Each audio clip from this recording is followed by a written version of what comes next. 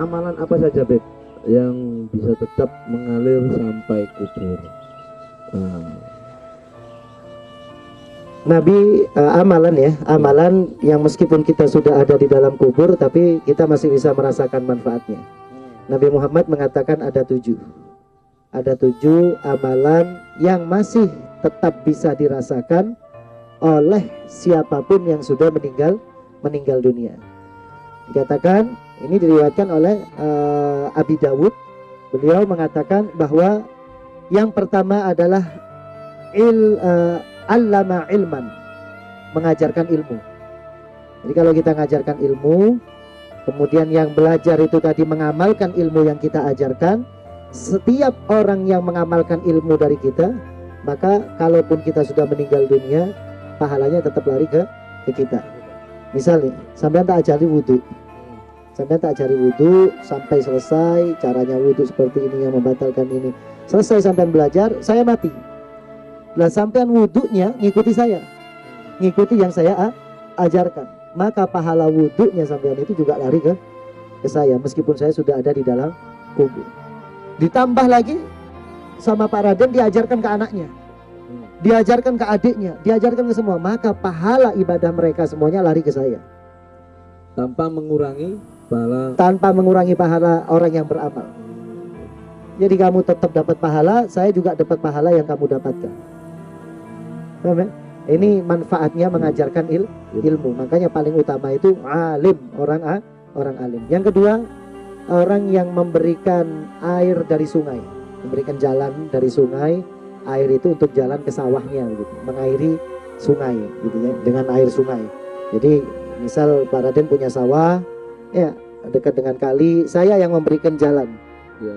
Air itu tadi untuk sampai ke sawahnya Pak Raden. Padahal saya tidak ikut punya tanah, tapi saya memikirkan keperluannya Pak Raden, saya kasih jalan. Selama air itu mengalir, saya mati misalkan, maka saya tetap dapat pahala.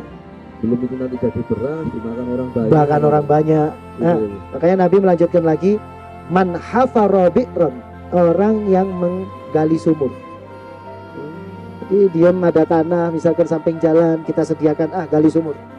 Keluar airnya kita beri tangkinya ya, kita beri. Makanya orang yang memberi minum di samping-samping jalan itu, setiap air itu dimanfaatkan sama orang, sebanyak itu juga pahalanya lari ke kita. Sampai kapan? Meskipun kita ada di dalam kubur.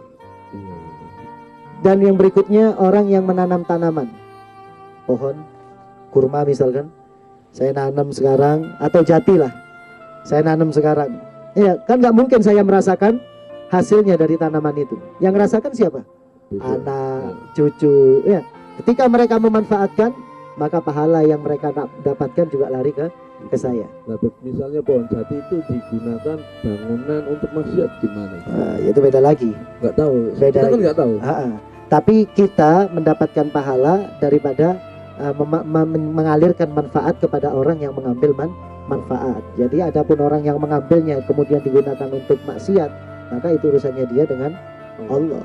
Adapun kita tetap mendapatkan pahala karena orang itu mendapatkan manfaat dari apa yang kita tinggalkan.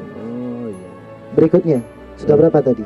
Ilmu, kemudian orang mati air, kemudian sumur, kemudian menanam, kemudian Al-Quran. Beli Al-Quran, taruh di masjid. Beli Al-Quran, kasihkan ke hafidul Quran, orang yang tahfidz gitu ya. Selama Al-Quran itu dipakai, pahalanya lari ke kita.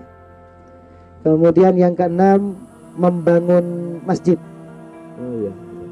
Selama masjid itu digunakan ibadah, selama itu juga pahalanya lari ke kita. Kemudian yang terakhir, yang ketujuh, sudah 7 ya? 7 ini. Sudah 7. Itu termasuk membangun masjid itu, ya membangun pondok pesantren. Kalau membangun pondok pesantren itu lebih luar biasa lagi.